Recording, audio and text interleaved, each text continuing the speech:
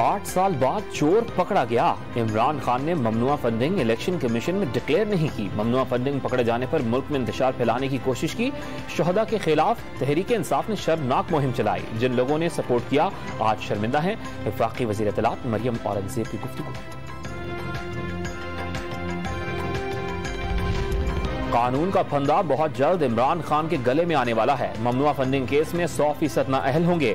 7 साल कैद की सजा हो सकती है। वजीर इत्तलात सिंध शर्जील मेमन की प्रेस कॉन्फ्रेंस। इमरान खान के तमाम अकाउंट्स सील करने का मुतालबा।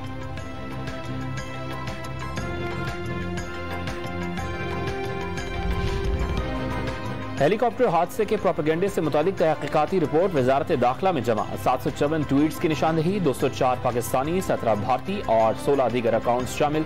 तहकीकाती रिपोर्ट FIA और हसास इदारों ने तैयार की।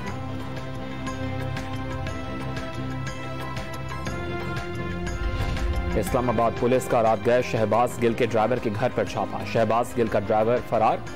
पुलिस ड्राइवर की अहलिया और बरादर निस्बती को साथ ले गई। ड्राइवर इजहार की अहलिया और बरादर निस्बती के खिलाफ थाना आपपारा में मुकदमा दर्ज।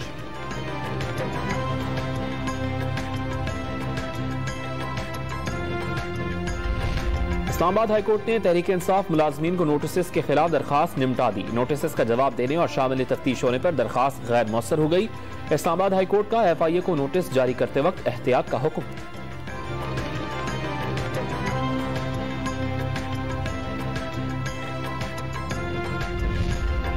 FIA को इब्तदाई मालूमात दे दी। सवालनामा फराहम करने को कहा गया है।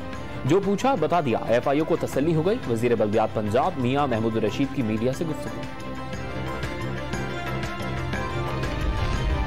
इस्लामाबाद में मूसलाधार बारिश, सड़कें पानी से भर गईं। कराची में आज भी वक्फे वक्फे से तेज बारिश की पेशगोई। सिलसिला 14 अगस्त तक जारी रहने का इम्कान।